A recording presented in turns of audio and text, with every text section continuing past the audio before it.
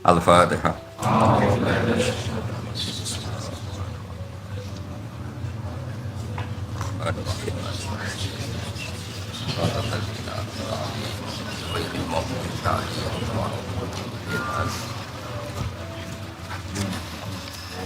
Ila hadratin Nabi Mustafa sallallahu alaihi wasallam subhanahu wa Muhammad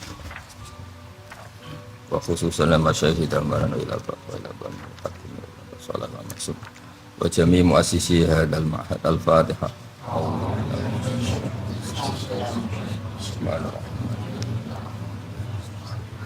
Radal ladzina an'amta 'alaihim ghairil maghdubi 'alaihim waladdallin.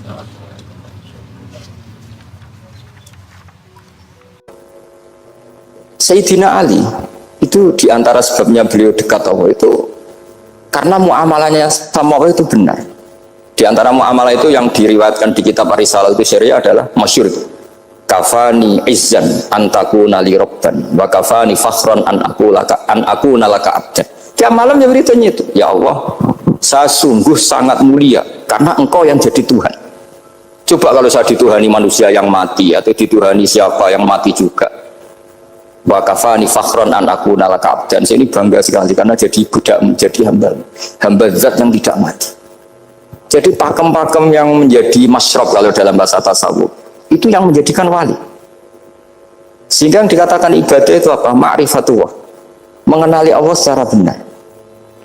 Jadi jangan kira wali-wali dulu terus terlalu istiqomah, ada juga mereka punya pakem yang menjadikan Allah itu ridho. Saya beri contoh nih, di sini banyak makalah, nanti saya beberapa baca tabarruk. Banyak riwayat dari orang-orang sufi. Nabi Ibrahim itu pernah ketemu orang Majusi. Beliau terkenal sakhok, terkenal sakhiyat. Ketika ketemu orang Majusi, ya Ibrahim, saya ini sehari saja ngasih makan saya. Kamu kan tukang ngasih makan orang. Terus, ya tapi bisyarti antus lima, kamu harus Islam. Fakihnya Nabi Ibrahim adalah kalau saya menolong dia berarti nolong orang kafir. Setelah orang itu lewat berlalu karena Nabi Ibrahim nggak mau hormat, Allah memberi wahyu ke Nabi Ibrahim. Kenapa ya Ibrahim tidak kamu terima satu hari, kamu kasih makan satu hari? Ya karena dia majusi. Kata Allah, dia umurnya berapa? 60 tahun. Tanyakan, pernah kelaparan kan hanya hari ini? Iya ya Allah. 60 tahun dia kafir tak kasih makan. Minta kamu sehari aja kok nggak boleh. Akhirnya Nabi Ibrahim dipanggil orang Majusi, dikejar dipanggil, ayo tak kasih makan satu hari. Kok kamu sekarang jadi baik? Habis ditegur Tuhan. Terus kata, ahakada yu'amiluni, apa seperti itu Tuhanmu mengu'alamalai saya? Ya na'am. Akhirnya Islam orang Majusi. Jadi itu lagi-lagi ilmu. Jadi yang dikatakan ilmu itu satu teori atau kalimat atau apa saja yang menjadikan kita ini pakem. Meskipun pakem itu kadang sulit diterima orang-orang khusyuk. Orang khusyuk itu ya nyun sewu ada sisi nakalnya. Makanya Mbah Mun sering gaya jargon masyhur, zada khusyuan, zada jalan, tambah khusyuk tambah bodoh. Bukan bodoh dengan makna salah itu enggak. Memang kadang terus anti ilmu. Misalnya gini, ini contoh yang karena saya ini mengkhidmati ilmu, saya beri contoh yang urusan ilmu. Ada orang sujud diinjak orang fasik, kepalanya diinjak orang fasik. Terus si orang yang sujud tadi ini ada di Sahih Muslim, juga ada di Ihya. Wallahi la yaghfiru wa laka. Pakai sumpah, wallahi la yaghfiru wa laka. Allah langsung mewahyukan ke Nabi fi hadzal zaman, fi tilka zaman atau fi dzalika zaman. Man dzalladzi yata'alla alayya alla aghfira li fulan qad ghafartu lahu wa ahbattu amalak. Katakan ke orang itu, siapa yang mencatut nama saya yang hanya berstatus tidak memaafkan? Itu enggak fair. Saya ini Tuhan kok bisa yaghfir, bisa yu'adzib, kok sifat saya tinggal satu yu'adzib, itu gimana? Dicatut separuh itu Allah tidak terima. Tapi kalau kita baca Quran, saya ini sama orang fasik ya benci. Saya ini orang soleh, setidaknya pura-pura soleh lah, karena di depan para kiai. Tapi mau tidak mau, ketika Allah mensifati dirinya tentang orang munafik gimana? Wa yu'adzibal munafiqina in sya'a au jatuh. Itu cocok, tidak cocok, potensi memberi tobat itu ada. Meskipun sama kalau orang munafik, tapi ya tetap bacanya wa yu'adzibal munafiqina ya insya'a au jatuh. Rasulullah kayak apa bencinya dengan Wahsy karena qatilu Hamzah. Tapi Nabi tunduk sama konstitusi Quran. Laisa laka minal amri syai'un aw yatuba alaihim aw yu'adzibahum. Akhirnya Allah malah memberi tobat sama qatilul Hamzah, yaitu Wahsy. Ini pentingnya baca lagi. Kalau kita tidak baca, hanya khusyuk saja, tidak baca, pasti sama orang yang menginjak orang sujud tadi, yang injek pasti salah, nggak dimaafkan. Bongso pasti. Pertanyaannya adalah, betulkah Allah punya sifat satu, yaitu yu'adzib? Makanya kalau kita baca, misalnya baca Quran, walillahi mulkus samawati wal ardh, ya sudah, yaghfiru liman yasha wa yu'adzibu man yasha. Kalau nuruti rasa kita, ya inginnya ke kita, yaghfir, ke orang lain yu'adzib. Tapi Tuhan kan nggak terima, saya ini Tuhan kok didikte makhluk saya ini gimana? Nggak bisa. Sehingga ya ini lagi-lagi ilmu. Makanya saya cocok nggak cocok itu suka baca. Saya suka sekali baca, mulai ulama dulu, ulama modern, setengah dulu, mulai ulama yang kedunian sampai setengah kedunian. Suka.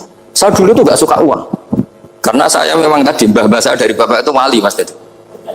Kalau tadi Mas Nadif jujur, mulai Mbah Soleh itu suka bully mertuanya, jadi saya alhamdulillah dia jujur. Jadi Mbah Soleh itu menantunya Raden Asnawi, itu ya bully-bulian sama ini, terus ditiru beliau ini. Itu nggak suka saya itu, ya pokoknya tadi kalau orang daftar wali itu kan nggak suka sama, karena mereka nangis ketika Allah ngendikan wa aqridu atau ayat-ayat anfiku, atau orang baik disifati wa aqridu qardan hasan. Itu hadal khitab li ahlil jibdi wasarwah, ini khitab untuk orang kaya. Kalau isin Gusti jenengan nampen ngongkon infak kok kalau diinfaki, jenengan nampen ngongkon ngamal kok kalau di ngamali. Jadi maka yuhibbunal mal, mereka tidak suka harta. Walakin diana luladzatal khitab bil infak, dan itu harus kaya dulu untuk bisa infak. Jadi itu uniknya, akhirnya saya Imam Sa'roni penting juga kaya. Jadi wali untuk suka harta itu nunggu diperintahkan Allah. Alhamdulillah kita tidak, sudah wali dulu karena sudah senang harta wali. Jadi kayaknya keren kita dibanding wali-wali itu. Artinya wali itu tahu pentingnya harta setelah jadi wali. Kita alhamdulillah mulai kecil sudah tahu pentingnya harta. Kayaknya kita lebih wali. Imam Syafi'i itu dulu gak suka sama orang kaya. Saya berkali-kali ceritain. Karena dia dididik Sufyan As-Tsauri, Sufyan bin Uyainah. Tapi ketika ketemu Imam Malik itu kaya raya. Meskipun dia hidupnya sederhana, tapi kaya raya. Pas beliau mau, Imam Syafi'i dia agak-agak sopan kalau sekarang tanya, setelah jenengan ilmu yang saya harus ambil siapa? Kata Imam Malik, yang salim saya itu sudah meninggal Abu Hanifah, tapi muridnya masih, namanya Muhammad bin Hasan Asy-Syaibani. Kamu datang ke sana. Semalam itu Imam Malik dikasih uang 500 dinar. Padahal 1 dinar itu 4,25 gram, bisa dihitung berapa ratus juta. Terus paruhnya dikasihkan Imam Syafi'i, nah kasangoni. Pagi-pagi diajak ke Baki, dulu Baki itu ada kafilah rental unta. Mana kafilah yang mau ke Irak? Kita, ya sudah ini antar, tak bayari. Diantar Imam Syafi'i, diantar ke Imam Muhammad bin Hasan Asy-Syaibani di Irak. Itu ketemu Muhammad bin Hasan Asy-Syaibani pertama itu apa? Beliau itu kalau ngitung uang di meja, emas-emasnya di meja, uangnya dolar semuanya di meja. Tambah kaget, ini saya sama Imam Malik ingkar, ini malah lebih parah lagi. Kata Muhammad bin Hasan Asy-Syaibani, atajabu min hadza, kamu kagum dengan ini, merasa aneh? Iya. Ya sudah, ini tak kasihkan orang fasik, tinggo demenan, tinggo judi. Jangan, jenengan saja. Kalau jenengan kan orang soleh dipakai kebaikan, berarti orang soleh boleh kaya. Angsal. Semenjak itu Imam Syafi'i kebablasan, sampai fatwa kiai fakir itu haram. Kiai bisa bikin rumah bagus, bikin rumah jelek, haram. Soal Islam ya Allah wala yulah. Nah lagi-lagi kebetulan kita sebelum ngaji Imam Syafi'i sudah seperti itu. Jadi ini justifikasi. Lagi-lagi itu ilmu. Seorang lagi-lagi itu ilmu. Pernah ada orang hartanya itu habis karena ngobati ibunya. Terus datang ke saya, dia sumpek karena hartanya habis ngobati ibunya. Terus dia bilang, Gus saya ini sekarang sudah miskin karena ibu saya sakit dan harta saya habis untuk ngobati ibu saya. Terus tak guyon sama saya. Kon kepen pinter apa kepen goblok? Kepen pinter Gus. Ingin pinter apa ingin goblok? Katanya ingin pinter. Kalau ingin pinter bahasanya jangan gitu. Harta kamu itu masih di akhirat karena habis untuk ngobati ibu. Bayangkan kalau habis untuk maksiat itu habis betul. Terus dia mulai syukur.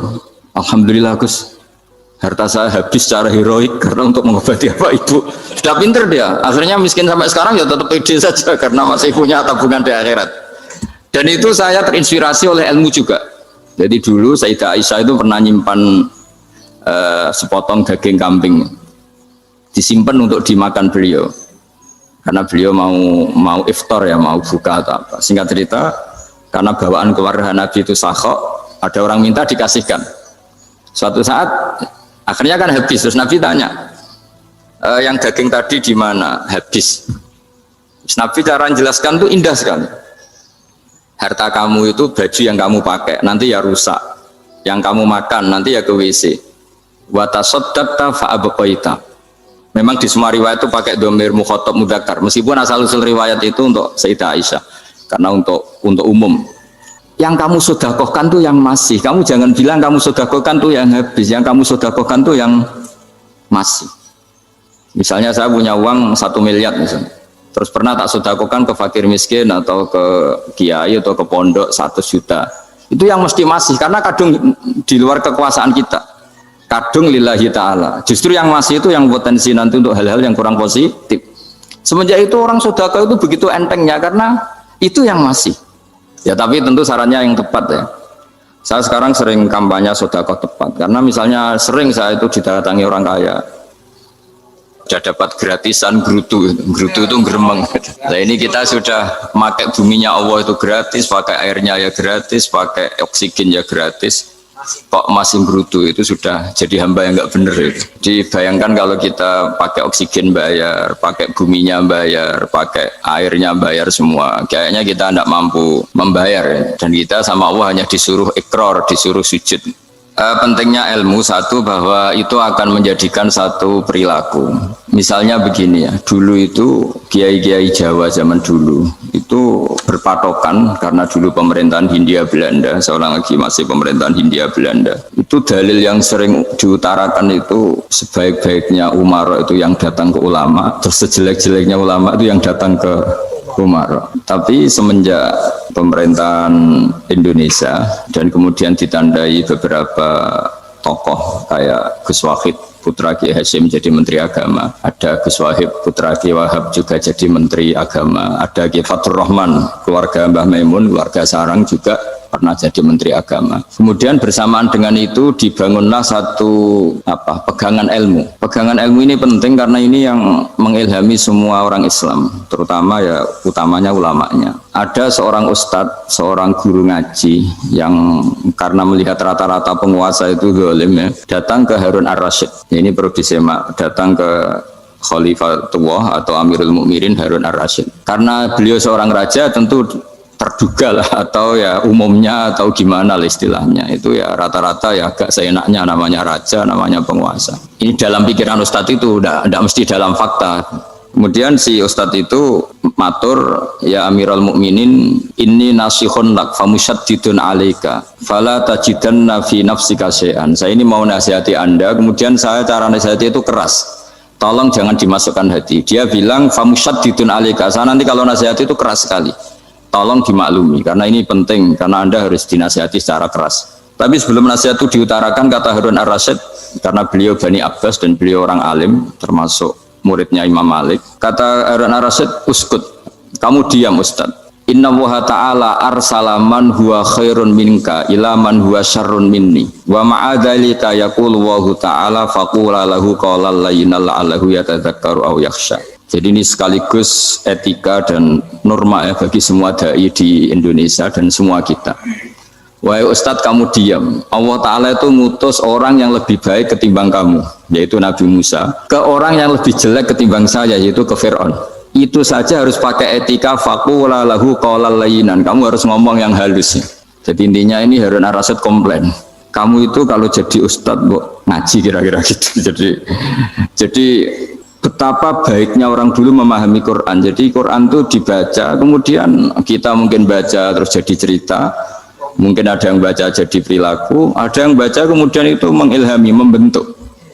Nah kira-kira itulah yang membentuk kiai-kiai alim di NU, di beberapa pesantren maupun orang-orang alim di luar NU. Asal ngajinya dan bacanya seperti kita, pasti seperti itu. Karena cara berpikir tadi sudah, jadi akhirnya si Ustadz tadi keluar dan minta maaf, anta a'lamu minni, ternyata engkau lebih alim ketimbang saya.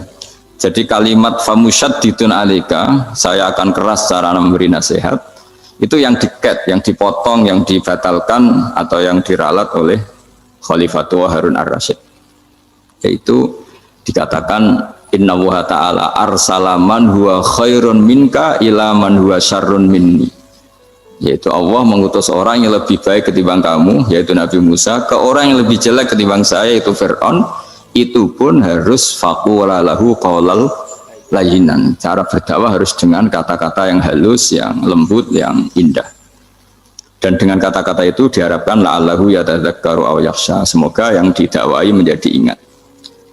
Sehingga dengan kemampuan ilmiah seperti ini menjadi pegangan bersama bahwa kita sebagai dai atau sebagai tetangga atau sebagai sama-sama warga Indonesia, bawaan kita memang harus faqula lahu qawlan layyinan la'allahu yatadzakkaru aw yakhsha. Kemudian dalam disiplin ilmu yang lain, halus itu tidak kuat. Angin itu ya halus, tapi kalau di manage itu jadi kekuatan yang dahsyat. Begitu juga air dan sebagainya. Sehingga tidak perlu khawatir terus kalau dakwah halus itu tidak punya efek yang signifikan. Tidak juga. Allah Ta'ala itu pengelola angin. Angin itu kekuatannya dahsyat. Sehingga Nabi Sulaiman dikasih kekuatan angin dan bisa terbang kemana-mana. Kemudian sekarang jadi teknologi yang banyak memanfaatkan angin. Mulai rem, mulai apa saja. Sehingga dari cerita saya ini kemudian terus kiai-kiai itu membentuk dakwah termasuk di ekonomi dengan cara yang rileks.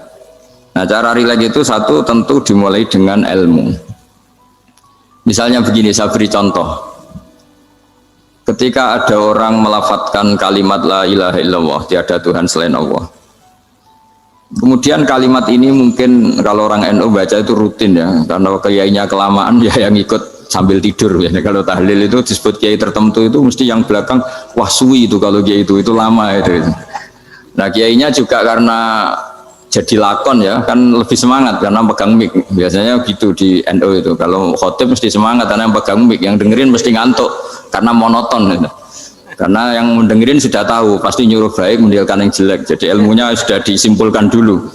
Setiap yang tidur di masjid mesti tak tanya kenapa tidur, ilmunya tidak ada perkembangan, Gus, nyuruh yang baik meninggalkan yang jelek. Tapi kalau ilmunya agak ada perubahan kan dengar semua pasti nyuruh yang jelek meninggalkan yang baik. Karena watak manusia itu agak-agak suka fitnah, itu suka geger. Tapi kalau monoton itu mesti enggak itu. Tapi yang menjadi pegangan kita, saya ulang lagi, itu ilmu dulu. Saya ulang lagi itu ilmu dulu. Saya berkali-kali menyontohkan, kalau ada orang kafir, orang yang tidak bersyahadat 70 tahun, kemudian dia bersyahadat sekali saja di akhir hayatnya. Itu kata Allah, qulil ladzina kafaru iyantahu yughfar lahum ma qad salaf. Katakan ke mereka yang kafir, jika dia mau bersyahadat, itu masa lalunya diampuni semua. Sehingga kedahsyatan kalimat ini luar biasa. Orang yang kafir 70 tahun saja, barokahnya la ilaha illallah ini, dosanya bisa diampuni semua. Nah kemudian karena ilmu ini tidak begitu populer atau kurang dipopulerkan atau kita sendiri kurang menghayati, sehingga la ilaha illallah itu lebih dianalisis cara lafadz ini, pelafatannya ada sanadnya enggak ya gitu. Terus cara melafatkan bareng-bareng seperti itu ada tumpengan ini bid'ah enggak ya. Jadi pertanyaannya sudah tidak tentang keramatnya atau sakralnya atau fadilahnya la ilaha illallah, tapi sudah macam-macam. Jadi dan cara seperti ini ada hadisnya enggak, legal enggak, terus ada sanadnya enggak.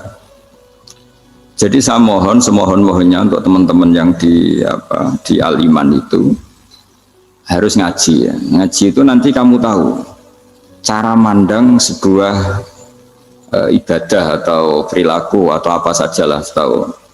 Karena al-ilmu yurisul ahwal, ilmu itu bisa mengilhami cara pandang. Dulu yaitu saya ulang lagi, ketika zaman Hindia Belanda, karena pemerintahnya Hindia Belanda itu ulama-ulama keras sekali, sejelek-jeleknya ulama itu yang datang ke Umarok. Tapi setelah era Mbah Hashim, era sampai Mbah Maimun, itu mereka peduli sama Umarok, sama semuanya sama-sama warga Indonesia yang ingin melihat Indonesia yang lebih baik. Sehingga banyak ya kakak saya sendiri pernah wakil bupati, terus putra Mbah Maimun wakil gubernur, ini teman saya Ki Hafid ya bupati. Semenjak itu terus, dan itu nggak lepas dari cara pandang. Ya, itu cara pandang diantaranya adalah cerita tentang Nabi Musa yang Allah tetap peduli sama Fir'aun sehingga tetap didakwai Nabi siapa? Musa. Dan posisi Musa datang bukan memanggil. Ya, cuma kayak sampai sekarang tuh belum pernah ke kantor bupatinya Pak Hafid karena kadang-kadang orang terus curiga mengajukan proposal jadi agak repot. Ketemu bupati itu sialnya kiai kan mesti pikirannya orang bupati ini nyangoni kiai ini disangoni itu terus kayak kita fakir miskin itu. Jadi makanya saya itu belum pernah datang, tapi alhamdulillah karena beliau berambisi menjadi wa khairul umara mayatuna babal ulama. Jadi datang tapi sangat ambisius ingin mengalahkan ulama karena dia kalau datang statusnya lebih tinggi. Ya tidak apa-apa ini tawaduk tapi niatnya agak begitu tawaduk. Jadi saya sering ke Jakarta tapi ya tadi jarang ya. Biasanya nganggarkan waktu hanya pas saja, tidak kurang tidak lebih. Biasanya ngajar di pondoknya Pak Kures itu di Baitul Quran ya. Hanya ngajar santri-santri itu. Nah, jadi pemahaman Quran dulu itu kata Imam Ghazali itu membaca Quran itu membaca bukan bercerita. Kalau kamu membaca seperti ini, kunta qori'an, kamu pembaca. Pembaca itu yang mengambil pelajaran. Tapi kalau kamu hanya cerita, itu namanya kunta hakian. Sebenarnya Anda tidak membaca Quran, tukang cerita. Misalnya tadi, cerita Nabi Musa datang ke Fir'aun. Itu kalau kamu hanya cerita, wah dulu itu ada orang namanya Fir'aun, didakwai Nabi yang namanya Musa. Ya ini namanya tukang cerita. Kalau kamu pembaca tidak gitu. Betapa baiknya Allah, orang sengawur Fir'aun saja inginnya Allah masih ingin diselamatkan dengan mengutus Nabi Musa kekasihnya. Itu namanya kunta qori'an, kamu pembaca betul, bukan kunta hakian, kamu tukang cerita. Begitu juga seterusnya tentang Quran ayat-ayat seterusnya. Sehingga yang diharapkan dari pembacaan Quran itu memang kita sebagai ahli baca, ahli mu'tabir ya, ahli yang ngambil pelajaran, bukan tukang apa? Cerita. Sehingga dulu ketika Sayyidina Umar radhiyallahu anhu ketika membuka Baitul Maqdis atau Baitul Muqaddas dan diajak syukuran, pesta-pesta makan itu. Beliau nggak mau. Ketika ditanya kenapa engkau nggak mau, alasannya itu langsung beliau baca Quran. Jadi saya punya sekian contoh, saya ulang lagi, saya punya sekian contoh. Orang-orang dulu dengan Quran itu menyatu, bukan sekedar dihafal tapi menyatu. Sehingga bawaannya itu sudah Qurani, sudah Qurani. Saya beri contoh pertama Rasulullah SAW, nanti Umar kedua. Rasulullah itu pernah nggak makan sampai 3 hari. Terus ditanya oleh sahabat, lalu kekuatan engkau bisa hidup apa? Terus menghentikan al-aswadani, maksudnya itu tamar dan air, hanya makan kurma dan air. Tapi beliau tidak ketemu roti atau nggak ketemu nasi lah kalau orang Indonesia. Ketika hari ketiga dikasih makan oleh sahabat, dipotongkan kambing, kemudian baru makan 3 lukmah, kira-kira ya 3 asupan nasi, berhenti. Padahal sahabat yang lapar sama dengan Rasulullah itu membayangkan Nabi itu sampai kenyang, sampai apa. Tapi ketika ditanya, seperti ini pun nanti ada hisabnya. Walatus alunna yauma idzin anin naim. Jadi acara makan-makan gini itu nanti ada hisabnya. Nabi nangis. Akhirnya sahabat nggak jadi nerusin makan. Jadi ketakutan orang dulu sama ketika Sayyidina Umar dijak pesta ketika memenangkan Baitul Maqdis itu. Inna wa ta'ala ayyara qauman. Allah itu mengkritik sebuah komunitas kaum karena apa? Adhabtum thayyibatikum fi hayatikum dunya wastamta'tum biha. Kamu adalah orang-orang yang jatah nikmat kamu sudah kamu habiskan di dunia. Adhabtum itu kalian habiskan jatah kenikmatan kamu di dunia. Wastamta'tum biha, kamu di dunia sudah berpuas-puas. Maka jatah Anda sekarang di akhirat habis. Sehingga Sayyidina Umar enggak mau pesta-pesta karena takut jatah nikmatnya habis. Kata beliau terus astabqi thayyibati, akan saya sisakan sisi-sisi kebaikan saya supaya tidak habis. Corong Jawa itu jadi entek-entekno biar jatahnya masih. Sehingga di dunia kiai itu ya meskipun saya akrab bupati, akrab mungkin wakil gubernur, saya itu ya jarang ketemu. Karena kalau orang Jawa bawaannya ketemu ya makan-makan, guyon-guyon. Aku nak keterusan ras mlebu swarga. Makanya saya pastikan Pak Yusuf Mansur kesini tidak akan saya jamin, biar aja, biar jatahnya masih. Jadi ini bukan karena saya bakhil, biar jatahnya masih. Mendit menyelamatkan. Ya, jadi itu ilmunya kiai. Nah, efek dari ilmu ini dahsyat. Kalau Anda berpikir tentang nasib Anda di akhirat, nanti bawaannya juga tidak akan mudah menyalahkan orang lain, tidak akan menghakimi orang lain karena sibuk dengan dirinya sendiri, tapi tidak dengan makna egois, tapi makna orang baik itu siapa? Orang yang sibuk dengan aib pada dirinya, dengan kekurangan pada dirinya, saking sibuknya mikir aibnya sendiri, tidak sempat mengoreksi aibnya orang lain. Itu awal ilmu. Ilmu itu tidak dimulai dari larangan. Kalau larangan karuan, tidak termasuk ahli surga orang yang suka mengadu domba, tidak termasuk orang baik yang cari kesalahan orang lain. Itu namanya pelarangan. Tapi ilmu itu di atas nahi, di atas pelarangan itu. Kamu punya kesadaran bahwa kamu itu yang penting selamat dulu, jangan memikirkan orang lain. Dengan makna bukan egois, tapi dengan makna supaya tidak menyalahkan orang lain. Nah, saya termasuk, ya boleh dikatakan kiai lah, yang paling fanatik bahwa semuanya itu harus dimulai dari ilmu. Ya saya ulang lagi, dimulai dari ilmu. Nah, dari sini kemudian saya berharap Indonesia menjadi damai, menjadi baik. Itu bukan karena kita baik-baik banget, ya tidak mungkin kita ada nabi, tapi karena sudah sibuk dengan memikirkan kesalahan diri sendiri. Sehingga misalnya kita baca Quran, Rabbana zalamna anfusana, lalu kita langsung ingat betapa hubungan kita dengan Allah itu harus ikrar dulu, merasa zalim dulu, merasa salah dulu. Nah, kalau semua orang merasa salah di depan Allah ini mesti bawaannya nggak mudah menyalahkan orang lain, karena kita bilang Rabbana zalamna anfusana. Nah, itulah ilmu-ilmu yang mungkin banyak pembaca Quran tapi hanya baca, atau kalau baca ini tok disebut al-haqi, ahli cerita. Yang dibutuhkan tuh al-qari, pembaca kemudian mu'tabir, kemudian mau beriktibar. Seperti yang dilakukan tadi Harun ar-Rasyid tadi. Inna wa ta'ala arsala man huwa khairun minka ila man huwa syarrun minni. Wa ma'adzalika yaqulu wa ta'ala faqula lahu qaulal layyin. Ini kamu tidak usah memaksakan musyaddid keras sama saya, karena Allah Ta'ala telah mengutus orang lebih baik ketimbang kamu, yaitu Nabi Musa, ke orang yang lebih jelek ketimbang saya, yaitu Fir'aun. Itu saja harus beretika. Faqula lahu qawlal layyinal la'allahu yatadzakkaru aw yakhsha. Dan alhamdulillah bawaan kita sebagai orang timur atau orang Jawa itu kalau mau ngandani orang itu halus sekali. Di antara bentuk kehalusan kata-kata diceritakan di ayat lain. Ketika Nabi Musa ketemu Fir'aun, dawuhnya begini, fakul apa itu yang di juz 30 yang juz di juz 30 ini yang bagian dari, kan tadi hanya fakul lahu qaulal layyinan. Lahu qaulal layyinan itu bentuknya apa? Ya, bentuknya apa? Itu Nabi Musa disuruh ngendikan sama Fir'aun. Apakah kamu mau saya nasihati?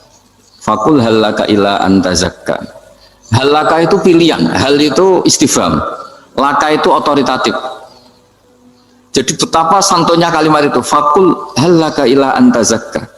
Jadi kalau dimaknani model Pak Hafid, model saya ngaji di sarang itu, halaka onoto iku kedue siro, berhak bagi kamu, berhak bagi Anda. Apakah Anda berhak loh mendapat nasihat supaya Anda jadi orang yang lebih baik? Halaka ila antazakka. Jadi tidak kalimat perintah, tapi kalimat pilihan. Apa engkau mau saya beri nasihat? Wahdiyaka ila rabbika fatakhsha. Dan saya beritahu kamu tentang Tuhan, dan kemudian kamu menjadi orang yang baik, fatakhsha, orang yang punya khasyah, punya. Jadi kayak apa kalimatnya itu?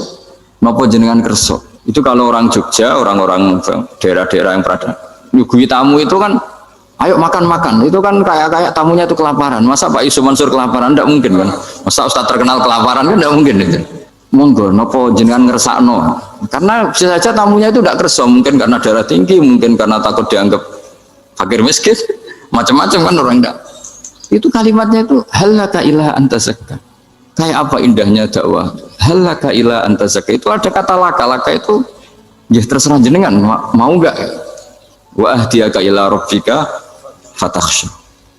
Nah, itu yang disebut membaca. Kunta qori'an la hakian. Anda benar-benar membaca Quran, bukan sekadar penceri. Nah, kemudian Ini yang terakhir saya juga baru, sebenarnya saya itu nggak pernah bilang sanggup itu, tapi Pak Ustadz Zakaria itu GR terus. Sampai tadi pagi itu saya belum tahu kalau ada acara ini. Ya karena saya kiai, jadi kalau kiai itu kan ingatnya sama Allah aja. Kalau sama manusia tuh rontok-rontok lali gitu. Itu bukan memaksa, ya memang lupa. Sejauh mana sih pentingnya manusia kan tidak penting coro ilmu tasawuf itu. Tapi karena ini titipan Rasulullah SAW terus menjadi penting kan. Dititipi umat gak jenengan itu yang sudah ngaji ngatur kiai ribet itu. Kiai ini biasa ngaji kan, kiainya yang ngatur, santri ini enggak. Pak Yai ngaji tanggal ini jam ini. Itu kan mengabaikan semua aktivitas kiai. Padahal jam ini mungkin saya punya jam, mungkin jalan-jalan atau ngaji atau mutolaah atau munajat. Gara-gara Pak Zakaria ini terus Mas Tamam ini yang provokasi. Harus ngaji di jam ini, tema ini. Saya itu kalau ngaji ditentukan tema itu, ini memang saya agak keras di bab ini. Itu kayak ibarat gini loh. Saya ini dokter, kemudian ada orang yang sakitnya itu jantung, terus bilang ke saya, Pak dokter sembuhkan kukul saya. Wong penyakit ekstrimnya itu jantung, kok bila disembuhkan apa? Kukul. Kan gak penting, sembuh tidak sembuh, kukul itu kan gak penting. Jerawat itu. Kiai itu tahu kesalahan paling fatal manusia itu akidah. Tapi kadang-kadang mintanya ilmu yang tidak akidah, yang gak penting. Jadi kadang-kadang kiai itu ya digurui betul kalau di Indonesia itu. Misalnya ini tidak nyindir loh, memang marah betul kalau di bab-bab seperti ini. Tapi ini biar jadi ilmu masif, ilmu yang general. Saya ulang lagi ya, Anda jadi dokter, tahu pasien Anda ini penyakit jantung kronis atau sudah fatal lah sudah. Terus orang itu bilang, Pak Yai, itu Pak dokter, tolong obati kulit saya supaya tidak jerawatan. Kamu bilang ini orang aneh enggak? Aneh kan? Nah, kiai juga gitu. Saya sering itu ada orang mau haji itu, Gus doain saya jadi haji mabrur. Pernah belajar haji Pak? Dereng Gus. Mungkin enggak orang belum belajar nyupir terus kemudian minta didoain, Gus saya mau nyupir doain selamat. Mau nyupir aja enggak bisa kok minta doa selamat. Harusnya urutannya kan belajar dulu baru minta doa. Tapi kali ini aliman bener ngajaknya akidah dulu, ahli sunnah kan. Nah, itu bener karena akidah itu hal yang prinsip memang harus. Kalau kebetulan nggak bener taruh visi betul. Untungnya kalau temanya bener. Jadi saya mohon ke seluruh orang-orang yang mau ngaji ke kiai itu tema itu biar yang milih kiai supaya tahu prioritas yang harus benahin. Jangan tema yang kita yang milih, jangan-jangan tema yang kita pilih itu tidak mendesak atau tidak penting. Ini bukan apa-apa, ini saking ingin baik saya ya, keinginan baik saya supaya dulu zaman sahabat ya gitu. Kalau ada pertanyaan salah sama Nabi dibenerin, cuma Nabi terlalu bijak, cara benerin tuh enak. Kalau saya karena tidak Nabi saja ya agak kasar kan, kalau tidak Nabi tidak wajib bener terus. Yang wajib bener terus itu Nabi. Saya beri contoh ya. Nabi itu ngendikan tentang kiamat. Kiamat itu dahsyat, mengerikan gini-gini. Kalau pikirannya orang kampung itu begini, Nabi ini aneh. Cerita kiamat dahsyat tapi nggak ada tanggalnya, nggak ada tahunnya. Harusnya ada dong biar kita bisa persiapan. Sehingga Nabi disomasi di tengah-tengah khutbah itu, ya Rasulullah mata sa'ah. Nah, karena ini orang Bedui, Nabi nggak dengerin, maju ulang lagi. Mata sa'ah ya Rasulullah. Ketika Nabi mengabaikan itu ada dua kelompok sahabat, yang satu bilang lam yasma, Nabi tidak dengar sehingga mengabaikan. Yang kedua bilang sami'a wa kariha, Nabi sebenarnya mendengar tapi tidak berkenan. Tapi diulang lagi ketiganya, ya Rasulullah mata sa'ah. Akhirnya Nabi jawab, mau tidak mau, karena kalau enggak ya dia namanya orang Bedui ngomong terus. Nabi balik tanya, ya karena cara berpikir dia kalau kiamat itu jelas kapannya kan bisa persiapan gitu. Paling enggak pas mau kiamat terus pas ngaji Quran, apa kan bisa persiapan itu. Akhirnya Nabi balik tanya, ma'atatalah. Kalau kamu berani tanya kiamat, lalu persiapan kamu apa? Ya terus orang itu bilang masyhur tuh, ma'atatalah kabiro sholatin wala syamin wala kada wa kada walakinni uhibbuka. Saya sebenarnya tidak punya persiapan ya Rasulullah, cuma persiapan banyak puasa ya enggak, banyak sholat enggak, tapi saya mencintai engkau. Masyhur itu jadi hadis paling legenda, almar'u ma'aman ahabba, sebagian disebut anta ma'aman ahbabta. Ini kata semua sahabat yang di masjid.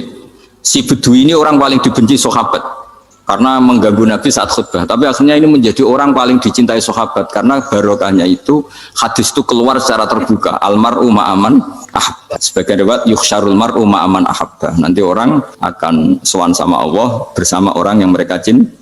Nah itu sahabat-sahabat fama farihu ba'dal Islam farahahum biadal hadis. Mereka tidak pernah senang setelah masuk Islam sesenang hadis ini. Karena kita tidak perlu soleh-soleh banget, cukup nyintai orang apa? Soleh gitu. Makanya saya sekali bilang itu ya, kadang-kadang saya jadi orang alim itu ya rugi. Ruginya tadi. Misalnya ya, untuk menjadi orang alim kan harus hafal Quran, ngaji Bukhari, Muslim, Ikhya. Ternyata pengumuman kedua orang nggak bisa apa-apa, gelombang kedua para pecinta, waduh, itu kan repot ya. Jadi kita yang jadi orang alim susahnya bukan main, ternyata disaingi pengumuman kedua dan para pecintanya, wah itu kan akhirnya ketemu orang-orang nggak jelas tadi itu. Nah itu ya termasuk farah dalam Islam, farhatul aibin. Jadi seneng itu di Islam itu ibadah. Ya, kul bi fadlillah wa bi rahmati fa bidzalika falyafrahu. Seneng itu diperintahkan Allah. Saya itu sering di kamar, kadang itu nyun sewu kayak gatelan itu, apa itu. Ya agak kukur-kukur terus merengut saja malu. Malu saya itu dilihat Allah kok kayak agak ridho itu malu. Ya kayak tadi lah, kamu dikasih rumah gratis, kemudian pas yang ngasih datang kamu kelihatan cemberut, itu yang ngasih kan mangkel. Sudah dikasih gratis masih cemberut. Sama hubungan kita dengan Allah itu semuanya dikasih gratis. Makanya tabassum, senyum itu ibadah. Kita yang nekuni ilmu hadis, betapa hebatnya Nabi ngendikan, kalau kamu tidak bisa ibadah yang berat-berat, cukup ibadah senyum. Kadang ngendikan tol koti wajin, kamu cukup berwajah yang indah, yang menyenangkan. Tabassum, senyum.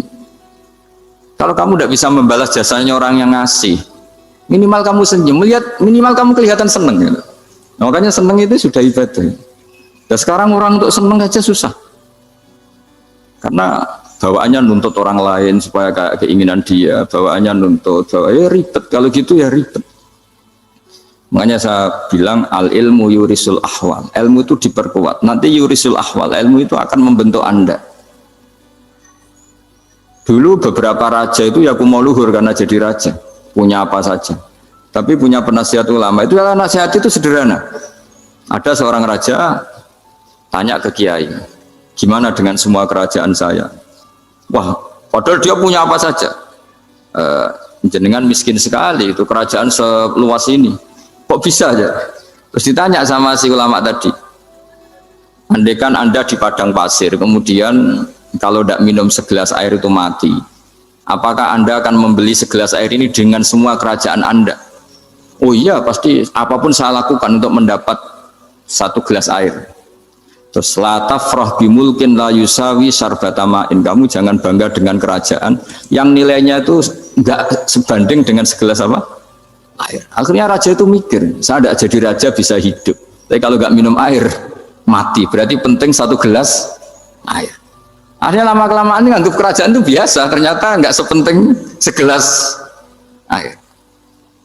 Ya seperti kita lah, misalnya orang nggak punya alpat tuh tidak malu, tapi kalau nggak punya celana itu malu. Kamu mau punya alpat tapi nggak punya celana? Kan nggak mau. Yaitu ilmu. Ilmu itu yurisul akhwal. Ilmu akan melahirkan satu perilaku. Jadi kalau ilmu Anda mantap, pasti syukurnya juga mantap. Gitu. Ya makanya saya termasuk kiai yang selalu mendorong pentingnya ilmu. Bahkan kata Sufyan Ats-Tsauri ngendikan saking pentingnya ilmu ada kata fa'lam annahu la ilaha illallah, dimulai kata fa'lam.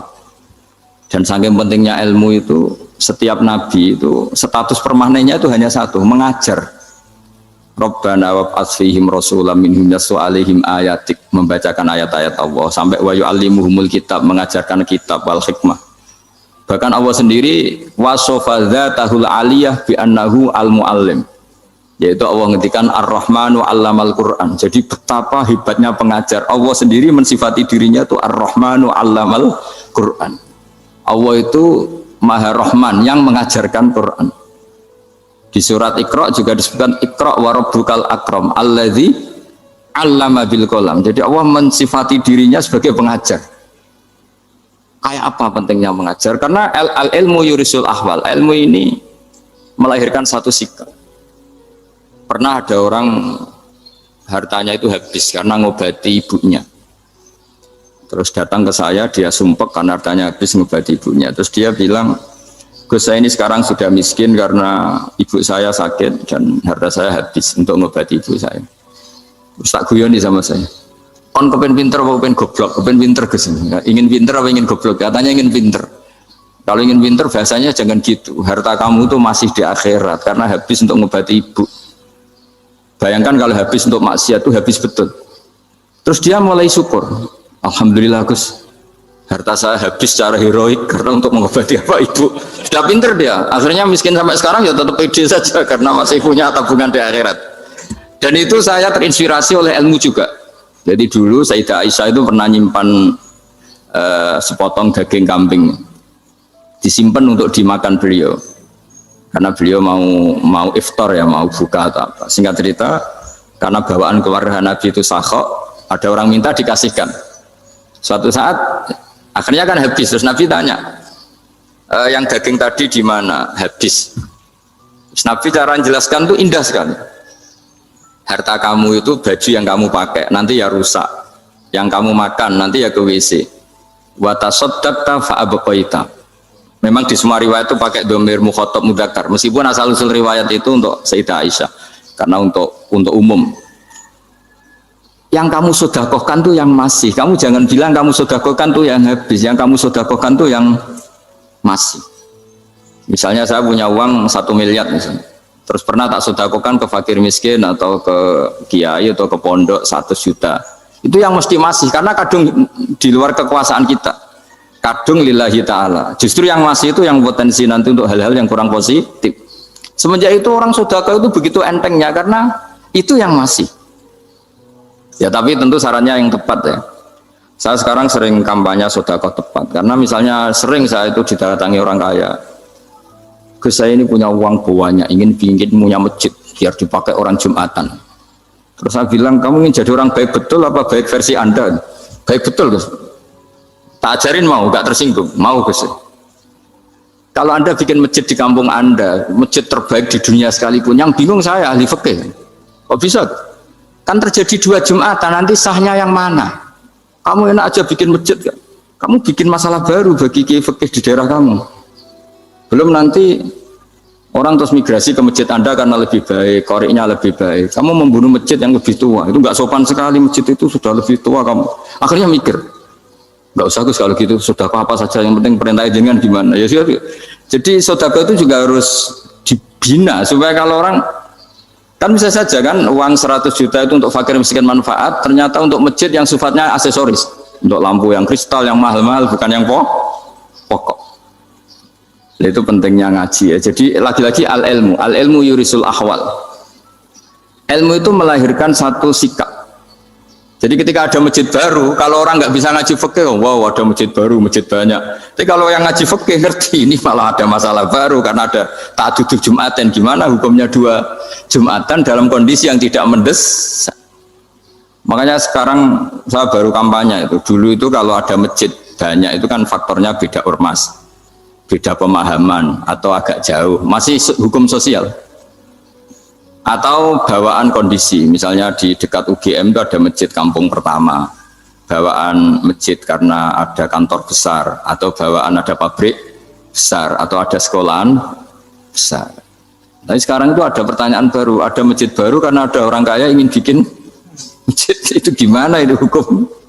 Nah, tapi kalau orang nggak nekuni fikih itu ya langsung wah bagus untuk bangun masjid. Bagus biaya gini sing kangilan memfikihkan tadi. Nah itu ilmu. Jadi kalau yang tidak nekuni fikih itu ya tidak tersiksa, tapi yang nekuni fikih itu pasti tersiksa karena seperti itu tadi. Ya jadi saya mohon di antara cara kita dakwah secara damai itu dimulai dari Rabbana Zolamna Anfusana, itu dipakai Nabi di redaksinya diganti dengan makna supaya kita per individu matur Allah apa ini zulam tu nafsi zulman kabiron katsiran. Nah bawaannya orang mengaku zalim, mengaku salah itu kan sudah tidak sempat mikir salahnya orang apa lain, dan dari sini kemudian dia jadi orang yang tawadhu, yang ubudiyah, yang macam-macam, sehingga Nabi ini bukan dianggap ya, pasti penjelas terbaik. Terus Allah meredaksikan wa ma tuqaddimu li anfusikum min khairin tajiduhu indallah, apa saja kebaikan yang kamu sudah berikan untuk Allah sampai akhirat itu ya pasti kamu temukan di akhirat. Terus yang terakhir saya beri contoh orang peminta-minta sa'il. Itu Sayyid Ali Zainal Abidin, kalau ada orang minta-minta terus dikasih, misalnya dikasih ya 100.000 atau 50.000 atau 10.000 sesuai kemampuan yang memberi, itu marhaban biman hamala zadi ilal akhirah, saya terima kasih ya gara-gara kamu minta uang saya jelas sudah sampai akhirat. Coba kalau di rumah bisa aja untuk hal yang tidak positif. Jadi bawaannya itu cara pandang itu rubah. Jadi sebenarnya kalau kita ngasih uang di masjid, ngasih kiai atau ngasih fakir miskin, ya uang itu yang masih, bukan yang habis. Itu watasodak kata fa'abqaita, yang kamu berikan tuh hakikatnya yang masih. Karena sudah ada kamu otak-atik lagi, makanya disebut wakaf.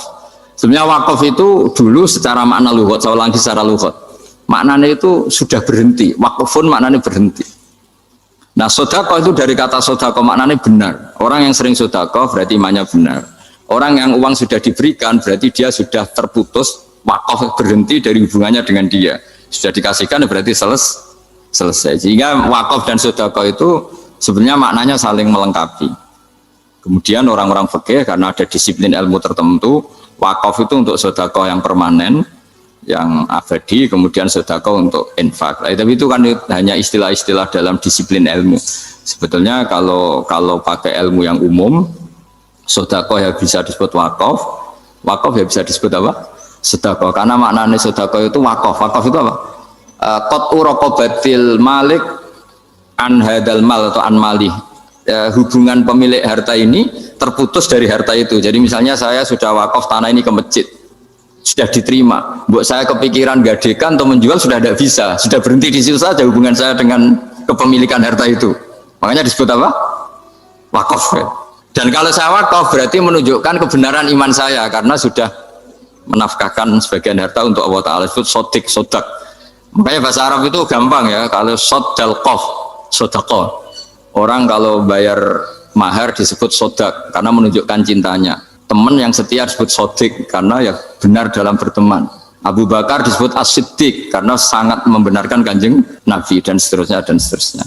Jadi begini ya, kalau dalam fikih Islam, misalnya ini ada di beberapa literatur fikih, di semua fikih, baik mazhab Syafi'i, Hanafi, Hambali, di semua kitab fikih. Misalnya ada orang mau masuk Islam, terus konsultasi sama ustadz atau sama kiai, Pak saya mau masuk Islam, kamu nggak boleh ngambil sikap monggo ngeteh dulu, tidak boleh. Atau apalagi diajak ngobrol dulu, karena 5 menit kita mempersilahkan ngopi dulu itu artinya dianggap kita membiarkan dia dalam keadaan kafir 5 menit dan kita dianggap ikut tanggung jawab. Sehingga di bab, ada ulama yang ngebabkan itu sampai di bab murtad. Termasuk murtad adalah orang yang dimintai mensyahadatkan non muslim kemudian disuruh ngopi dulu atau ngeteh, karena dianggap pembiaran sekian menit masih berstatus kafir.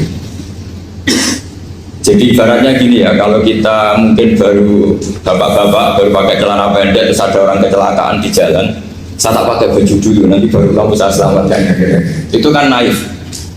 Kalau begitu saja naif, apalagi orang yang kafir kemudian pas mau minta disyahadatkan kita bilang monggo mandi-mandi dulu, ngeteh-ngeteh dulu, berarti ada pembiaran sekian menit, dia masih berstatus.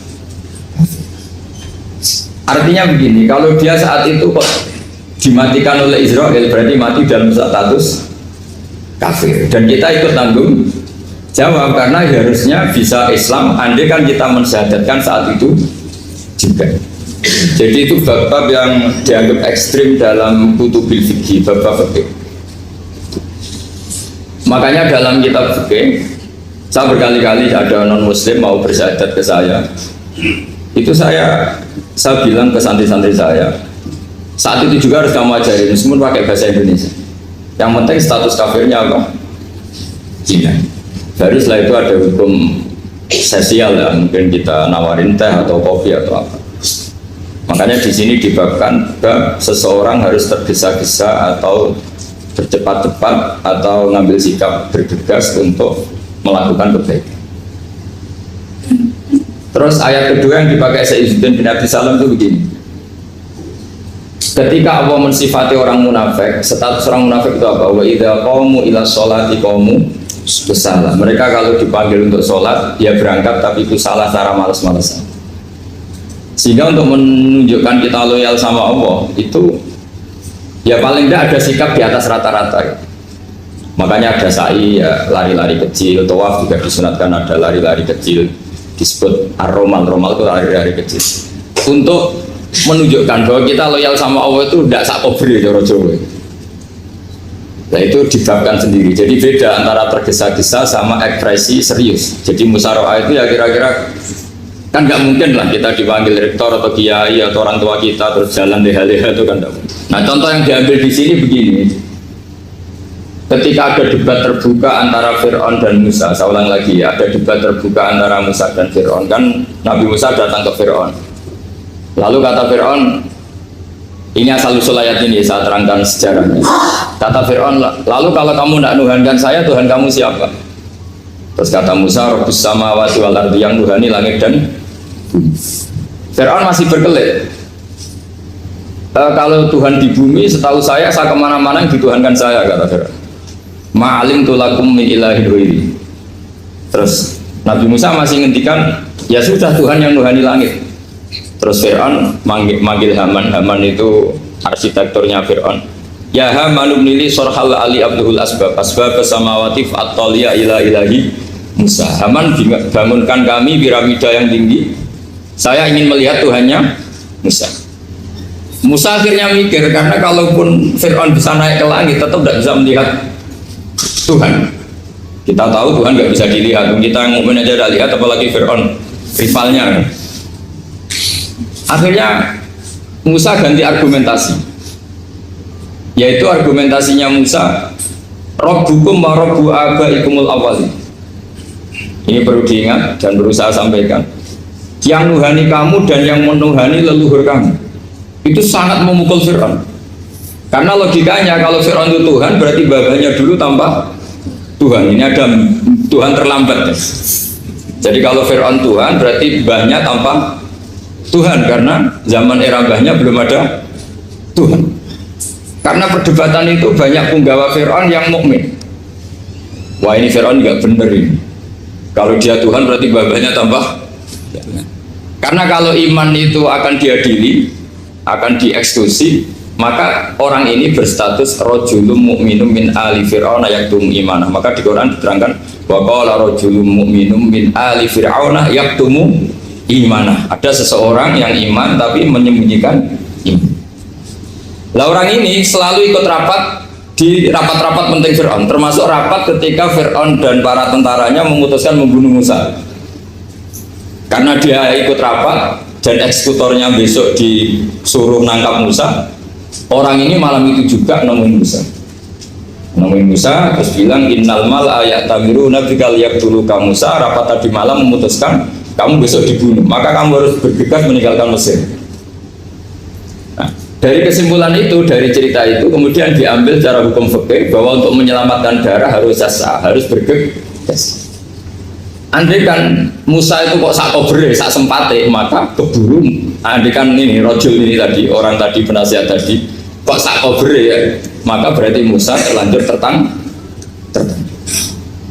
Jadi itu pentingnya ulama ya. Jadi cerita yang linear, cerita yang seakan-akan cerita di tangan ulama tetap menjadi al-ahkam al-fiqhiyah, menjadi ketentuan-ketentuan apa? Oke. Jadi yang diambil di sini adalah lelaki tadi yang ikut rapat tadi bergegas menemui Musa, memberitahu kalau kamu besok mau dieksekusi, fakhrus, maka kamu harus secepatnya keluar dari Mesir untuk menyelamatkan diri. Terus oleh Sayyidina bin Abi Salam dibabkan bab harus tergesa-gesa menyelamatkan darahnya orang apa? Islam. Jadi ini penting saya sampaikan. Jadi al-qasas ya, semua cerita di Quran itu tidak sebagai cerita, karena Quran tidak ingin melahirkan pendongeng, tapi harus menjadi ibrah, menjadi teladan.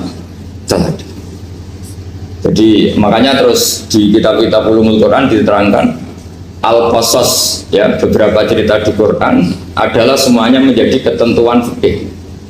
Saya ulang lagi ya, semua cerita yang ada di Quran itu menjadi ketentuan fikih, meskipun alurnya apa? Cerita. Kayak tadi kan alurnya cerita bahwa lelaki ini bergegas nemui Musa supaya Musa cepat keluar dari Mesir. Terus dibabkan babul musaroah ilan musifik. Saya teruskan ya. Wa kama laro'ai nama yaktulu musliman lau tabtu'u alaihi lakota lagu fal musaroah ila takrisihi min wajibatun idlaisal unatu mahmudatan fi kulli syai'in falaha mawatin tuhmatu fiha wa mawatin tudamu fiha wa kadhalika al musara'a wal lain wal dhulta wa ghairuhuma. Terus cara berpikir ulama. Saya pernah baca dalam satu sejarah ulama besar, namanya Sufyan Ats-Tsauri. Sufyan Ats-Tsauri itu menjadi wali itu gara-gara kalau sholat di masjid itu beliau datang sebelum adzan. Saya ulang lagi, beliau datang sebelum adzan. Ditanya, kenapa kalau kamu datang sebelum adzan? Saya ini gak ingin jadi hamba yang buruk. Hamba yang buruk atau pembantu yang buruk adalah setempe nunggu dipanggil. Misalnya kita tahu majikan kita pasti manggil jam 7. Kemudian jam 7 itu Anda masih ngopi, masih tata-tata, itu kan tidak menghormati majikan. Harusnya kamu setempe di jam yang saat itu pasti majikan Anda memanggil. Kata beliau, saya tidak ingin seperti pembantu yang buruk, datang nunggu apa? Dipanggil. Jadi itu ada beberapa spirit ya, atau inspirasi dari aturan-aturan mahabbah. Sebab itu ketika Allah kritik orang munafik, wa idza qamu ila sholati qamu kusala, ketika dipanggil sholat mereka datang bermalas-malasan. Karena ada cintanya sama Allah, maka datang berlambat-lambat. Nah, berarti kalau ekspresi cinta mengharuskan kita datang bercepat. Makanya dalam istilah lain di Quran ini termasuk balaghatul Quran. Di juz 25 itu istilah menuju Allah itu fafirru ilallah. Kita tahu firar itu maknanya lari apa jalan biasa? Lari. Jadi untuk mengekspresikan mahabbah kita, kangen kita pada Allah, cara bahasa Arab isak kita, berontok kita sama Allah, tidak diistilahkan jalan tapi fafirru ilallah, harus bergegas bergerak. Begitu seterusnya. Maka kalau ada orang Islam, terus ini konsekuensi hukum, ada non muslim minta, Pak Bahak, saya tolong ajarkan syahadat. Nggak boleh saya bilang gini, monggo ke dalam dulu. Padahal perjalanan ke rumah saya misalnya setengah jam, nggak boleh. Saat itu meskipun sambil berdiri-diri harus kita tauhidkan. Kamu yakinnya Allah itu satu, Tuhan Allah, harus. Karena kalau ada perjalanan ke rumah 5 menit terus dia kecelakaan, belum syahadat, statusnya mati apa? Kafir. Dan kita ikut terlibat karena sebetulnya bisa mengislamkan saat itu juga. Analoginya kayak tadi lah. Orang kecelakaan di jalan karena kita pakai celana pendek, contoh Suriah nih, saya tak pakai baju dulu. Habis itu dilides truk. Itu kan kita ikut salah karena kita yang punya kesempatan. Tentu yang disalahkan yang punya kesempatan. Karena merubah status dari potensi kelides truk menjadi sama sekali gak potensi kelides truk dengan kita inggirkan, meskipun kita dalam keadaan tidak ideal. Sama, orang kafir yang mau masuk Islam itu umumnya kiai kan kadang sebagian disuruh mandi dulu, itu salah sebenarnya. Itu salah sekali. Sangat salah, apalagi nunggu seremonial di masjid, nunggal tokoh-tokoh itu bujutnya salah. Itu gak cuma salah, bujutnya salah. Jadi salah yang akut. Itu salah besar. Kalau seremonial monggo, tapi kalau mengislamkannya harus saat itu. Apalagi seremonial seminggu lagi nunggu tokoh terkenal, nunggu disyuting dulu, wah itu perilaku so, itu bukan mengislamkan itu. Makanya kita kadang itu, kita yang sebagai peneliti fikih itu kadang itu enggak serg gitu. Masa mau Islam nunggu di masjid dulu, di syuting dan tokoh-tokoh, itu salah. Itu sama dia kamu lihat orang kecelakaan mau menyelamatkan, ini ada wartawan enggak ya? Minta di syuting dulu, sedang mati ini. Jadi kita normal saja dalam Islam, sesuatu yang mendesak, yang emergensi ya perlakuannya harus cepat. Sehingga dibabkan faslun fil musaro'ah ila nusifid fitina. Jadi ada beberapa contoh di Quran memang aturannya seperti itu. Makanya semua redaksi Quran tentang menuju Allah diredaksi fafirru ilallah. Makanya di tawaf ada ekspresi romal, jalan agak cepat. Di sa'i juga ada momen-momen kita harus romal, berjalan cepat. Di beberapa aturan juga seperti itu. Ya saya ulang lagi, di beberapa aturan Islam juga seperti itu. Nah sekarang efek di hukum haji, saya banyak baca literatur haji. Haji dalam aturan Islam itu wujuban tarofian, wajib yang tidak langsung mendesak.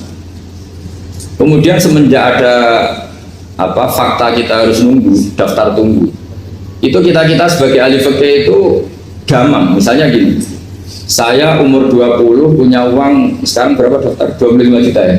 Saya umur 20 punya uang 25 juta. Saya jomblo misalnya, ya butuh nikah, ya butuh macam-macam. Itu wajib daftar haji apa enggak? Karena kalaupun daftar nunggu 20 tahun. Nah sekarang kalau ada orang umur 50 tahun punya uang 25 juta. Menurut Anda wajib daftar saat itu apa enggak? Wong daftar saja bisa game gitu. Jadi kalau misalnya umur 50 ditambah 25 kan 75. Itu kalau orang sumpah sudah cepat mati itu. Maka itu menjadi pertanyaan, apakah fikih ini kita rubah? Karena dulu kan orang itu longgar semua. Karena haji zaman Nabi pun tidak langsung dilakukan saat pertama diwajibkannya haji. Jadi Nabi punya sisi unik. Pertama ada tahun diwajibkannya haji, Nabi tidak langsung haji. Sebab itu ulama berkesimpulan kalau wajibnya haji tidak langsung. Maka fikih itu memang unik. Sholat juga gitu. Ada istilah begini dalam sholat. Watajibu sholat ala kulli muslimin wujuban wasa'an. Di semua kitab fikih takbirnya seperti itu redaksinya. Wajib sholat dilakukan orang Islam wujuban wasa'an, wajib yang ada longgarnya. Sehingga ketika zuhur jam 12 WIB kita dengar azan, boleh sholat setengah 1, jam 1, setengah 2, jam 2. Karena memang wujuban wasa'an, memang ada batas akhir waktu misalnya sampai setengah 3. Nah problemnya begini, misalnya setengah 1 Anda pasti dipanggil majikan kamu yang diharuskan melakukan satu aktivitas, misalnya Anda pilot, yang nggak mungkin sholat lagi di kokpit. Apakah status wujuban wasaan wajib yang longgar menjadi hilang karena setelah itu tidak ada kesempatan lagi sholat? Apa tetap kita sebagai ahli Islam yang agak balelo tapi alim, misalnya ya sudah tetap jadi pilot, nanti kan ada aturannya sendiri, ada rukhsahnya sendiri, ada kemurahan sendiri, kita sudah jadi pilot. Misalnya sholat tanpa harus menghadap kiblat, sholat yang tetap di perjalanan. Kira-kira Anda kalau jadi ahli fikih milih mana? Milih harus sholat di depan apa tetap memberi kelonggaran? Gak apa-apa sholat sambil apa? Nyuper ya, sambil pilotin apa pesawat. Anda pilih mana itu? Karena kalau konstitusi ilmu itu memang harus ada, dengan tanda kutip ya, memang harus ada nakalnya. Kalau nggak nakal malah gak sah. Memang unik ilmu itu. Karena ilmu itu kalau dipaksakan lurus terus, itu nanti malah bengkok karena menghilangkan rukhsahnya Allah, kemurahan Allah. Tapi kalau dipaksakan rukhsah terus, murah terus, nanti dianggap menyepelekan hukumnya. Maka kita yang ahli fikih itu pusing. Misalnya saya sering ditanya, Gus saya ini supir bis, kan musafir terus, berarti saya boleh tidak puasa terus pada Ramadan? Coba kalau Anda jadi ahli fikih mesti bingung. Mau boleh, ya boleh terus supaya orang nggak peduli sama Ramadan. Mau mengatakan wajib puasa, kayak nggak peduli dengan kemurahan Allah yang membolehkan musafir tidak puasa. Coba loh, Anda jangan jadi ekstremis yang misalnya bantah toh, protes toh, ini kan. Jadi memang mengkaji ilmu itu ya, makanya dengan tanda kutip itu harus ada nakal, tapi nakal yang baik, bukan nakal itu kalau bahasa Jawa itu kan tidak harus dosa. Seperti anak kecil menek-menek itu, coba bocah kok nakal, padahal anak kecil menek itu haram dah. Enggak kan? Malah orang tuanya yang bentak itu yang haram. Yang nakal betul ya ibunya yang bentak cerewet itu, karena ibunya orang yang sudah mukallaf, sudah tua, salah langkah yaitu bentak. Kalau anaknya naik meja itu ya sebetulnya bahasanya tidak nakal, lucu. Oh jebelis pinter conggo iso munggah meja, harusnya diapresiasi. Tapi rata-rata ibu semua akal mecah gelas. Malah boe malah mecah tabungan. Bapaknya marah tukang nguras tabungan. Sebetulnya senakal-nakalnya anak kecil itu nakal orang tuanya, itu pasti. Karena ini sudah kena kitab, sementara anak-anak belum kena. Saya pernah punya tamu, karena di tradisi Kiai itu sering punya tamu. Bapak ibunya itu kultus sama Kiai, bentak anaknya disuruh salim sama saya. Anak kecil kan nggak mau jalan-jalan terus, marah. Saya marah, orang tuanya tak marahin. Yang dosa itu kamu bentak anaknya. Kalau anak kecil itu kena diskon rufi al-qalamu ansalasin. Di antara aturan Islam apa? Tidak ada keharusan bagi 3 orang. 1 anak kecil sampai balik, 2 orang tidur sampai bangun, 3 orang gila. Artinya anak kamu itu tidak kena kitab untuk sopan sama saya. Kamu yang kena kitab baru sopan sama anak-anak. Nah ini ada Jawa itu kadang keliru. Jadi orang tua itu marah-marah memaksakan anaknya sopan, padahal Allah memberi diskon anak kecil itu belum wajib sopan. Nggak apa-apa ada tamu naik-naik itu, asal masih anak kecil. Makanya Rasulullah ketika beliau sholat sujud itu Hasan Husain itu naik. Cara Jawa Nabi itu 3 tumpahan. Semua riwayat mengatakan Nabi itu diam saja, gak berani ngangkat. Sampai sahabat itu ada yang ngomong ini Nabi sujud lama sekali, ada apa? Jadi kita punya riwayat itu ya baru kayak sahabat yang agak nakal. Semuanya itu sujud, tapi bareng di atas rata-rata ada sahabat yang belakang ngomong Siapa tuh ini sujudnya kok lama? Barokahnya itu ditemukan riwayat. Oh, ono putune. Karena Hasan itu naik di atas punggungnya apa? Nabi. Itu andai kan tidak ada yang ngomong, riwayat ini tidak ditemukan. Barokahnya ada yang ngomong itu mungkin. Kalau sekarang mungkin semua masjid ngomong karena orang sekarang jarang yang khusyuk. Kalau dulu hanya satu yang di belakang. Setelah itu Nabi memberi penjelasan, saya tadi sebetulnya harus mengakhiri sujud saya sesuai aturan umum, tapi ada cucu saya tak biarkan sampai dia puas naik punggung saya, sehingga dia turun baru saya naik. Filosofinya apa? Begini, anak kecil satu tidak kena hitop, dua jangan sampai sholat itu jadi problem. Kalau Nabi nyentak Hasan, membentak, tutu ono bae sholat kok diganggu, maka sholat menjadi trauma. Gara-gara sholat bahasa bentak saya, lama-lama anak ini trauma dengan sholat karena dianggap problem. Makanya saya termasuk kiai nggak berpendapat anak kecil nggak boleh di masjid. Sering kan anak kecil di masjid ayo khutbah rame, saya termasuk setuju tetap boleh. Kalau dibentak di masjid maka dia trauma dengan masjid. Bangsa ke masjid dibentak. Lagi pula kadang-kadang orang tuh gaya-gayaan toh. Wah, rame orang khutbah ngurameni. Padahal kalau nggak dirameni anak-anak malah udah tidur. Kita kan nggak bisa menjamin kalau perilaku kita lebih baik gitu. Mendingan kan anak-anak main di masjid dibanding di karaoke kan. Jadi kan, lah ini maksudnya saya, ini fikih ya. Fikih itu wilayahnya, makanya jadi ahli fikih itu susah-susah gampang. Jangan hanya berpikir protes dengan ketentuan fikih, mengkaji yang sebanyak-banyaknya. Itu tadi, misalnya Anda seorang supir permanen, supir bis terutama, kalau truk kan bisa lihat-lihat, kalau bis kan apa ada deadline-nya ya waktu, seperti bis jurusan Surabaya Semarang, saya kan sering naik bis jurusan Surabaya Semarang. Kadang-kadang supirnya melihat saya tanya, Gus saya ini supir, saya ini Ramadan itu gimana ya? Ya saya sudah ngerti setengah nakal, dan senengnya dijawab rasa poso ya saya tahu. Tapi masalahnya secara fikih kalau kamu melanggar, kamu harus puasa terus. Kamu melanggar konstitusi ilmu. Memang musafir punya diskon? Boleh tidak puasa. Pertanyaannya, bayarnya kapan? Mau Syawal ya nyupir lagi, Zulqa'dah nyupir lagi, nanti sampai Ramadan ya. Lah terus, ya pas kamu cuti, biasanya cutinya pas sakit, boleh diskon lagi karena sakit. Coba. Nggak, andai kan Anda jadi ahli fikih milik zaman.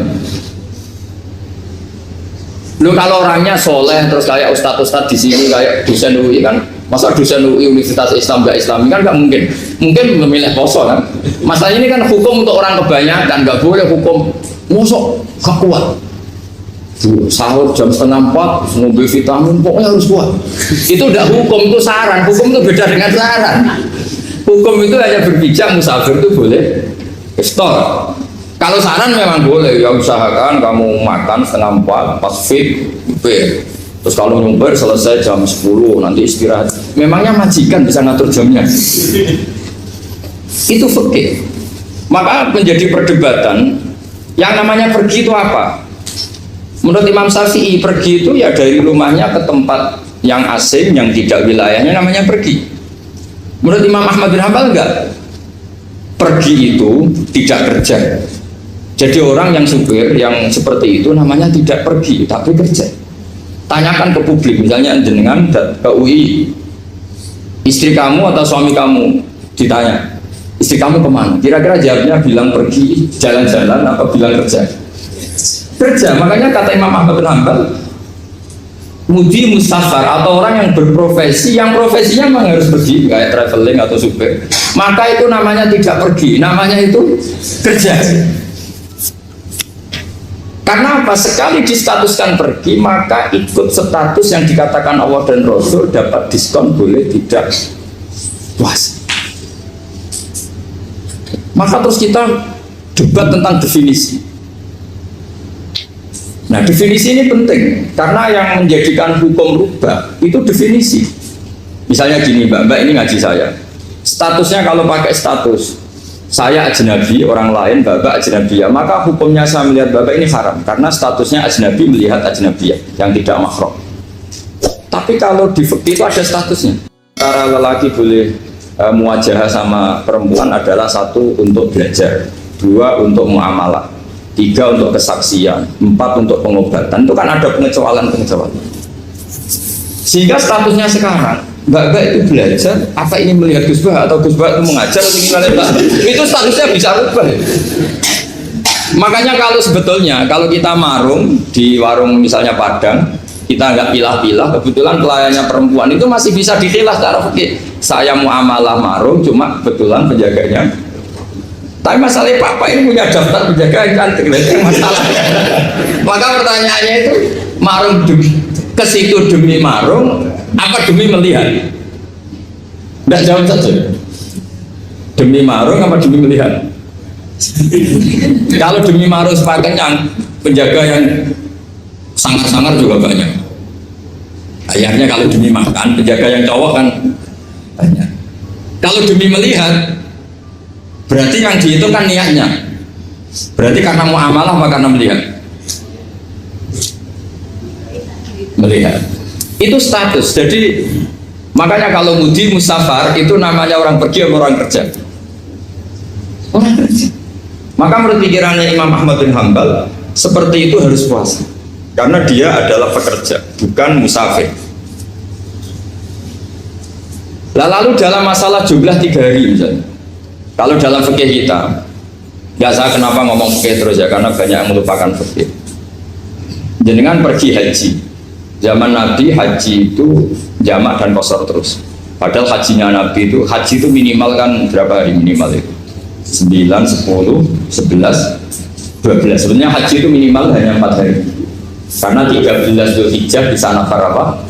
Awal. Kalau nafar awal berarti nggak ada kewajiban nafar sani. Berarti yang wajib betul kan 9, tanggal 9 hukum di Arafah, terus 10 biasanya ifadah sama balang jumroh apa? Akobah, terus 11, 12 itu kan sudah boleh cabut karena apa? Nafar apa? Awal. Berarti nggak usah nafar apa? Sani. Berarti hanya berapa? 4. Tapi Nabi haji di Mekah Medina itu sampai 40 hari karena perjalanan.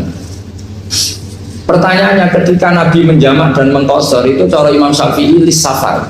Karena Nabi orang Medina datang ke Mekah dengan jarak 460 kilo, maka Nabi boleh jamak dan qashar. Jadi pikiran Imam Syafi'i, jamaknya Nabi itu lis safar karena pergi. Cara pikiran Imam Malik enggak, jawabnya Nabi itu lin nusuk. Nabi menjamak sholat itu karena melakukan ibadah haji. Efeknya adalah orang Mekah kalau haji itu cara Imam Malik meskipun jaraknya dekat boleh apa? Boleh apa? Qashar, boleh jamak qashar. Lalu terus ada pertanyaan fikih lagi. Lalu jamak qashar itu karena pergi apa karena masyaqqah?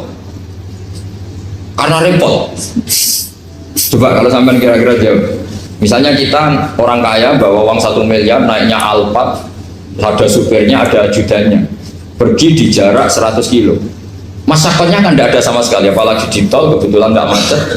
Kira-kira boleh jamak nggak? Boleh, terus karena pergi, tapi kan nggak ada repotnya sama sekali. Dibanding misalnya yang ngebis bawa beras 1 kintal gitu, udah gitu suruhan orang lagi kan pusing. Maka fikih ini untuk memberi hukum itu, kalau fikih itu menstatuskan dulu. Ini orang boleh jamak itu karena masyaqqah apa karena safar. Lalu kalau setelah karena safar itu karena jaraknya apa tingkat masyaqqahnya. Kalau karena jaraknya ya tidak juga gini maksudnya. Mungkin Anda tidak pernah terpikir begini. Kalau saya mau ke Jakarta, kemudian sampai Purworejo itu sudah waktu zuhur, saya boleh nggak zuhur di situ sama saya? Boleh kan? Padahal perjalanan saya belum capek. Artinya nunggu boleh jamak itu setelah kita menempuh jarak itu apa menuju, sedang menuju dan niat. Sedang menuju dan niat. Misalnya saya mau ke Jakarta, saya orang Sleman mau ke Jakarta, itu sampai mana itu Magelang itu sudah boleh jamak kan? Boleh kan? Boleh karena saya mau ke. Nah pertanyaan secara fikih mungkin Anda tidak terlintas. Ternyata ditelepon sama istrinya nggak jadi pergi. Padahal sholatnya kadung di jamak zuhur dan asar. Apakah setelah di rumah sholat lagi? Tapi nggak pernah mikir gitu. Jadi orang fikih itu sudah pusing, makanya jangan diprotes terus. Kita ini sudah pusing. Jadi orang itu enak aja protes terus. Nggak menurut jenengan nanti wajib sholat lagi enggak? Dia bolehnya jamak kan berdasar berstatus musafir. Ternyata selama Magelang ditelepon istrinya nggak jadi. Dia kadang sholat zuhur dan asar. Setelah pulang masih jam 1. Terus ada asar, wah sholat. Kalau menurut Anda sholat lagi apa enggak? Jangan saran. Kalau saran, wah sebaiknya sholat lagi. Itu tidak hukum, itu saran itu namanya. Saran dengan hukum beda. Sholat lagi benar. Oh, ketika ada jaga itu berdasar malas atau berdasar hukum? Apa?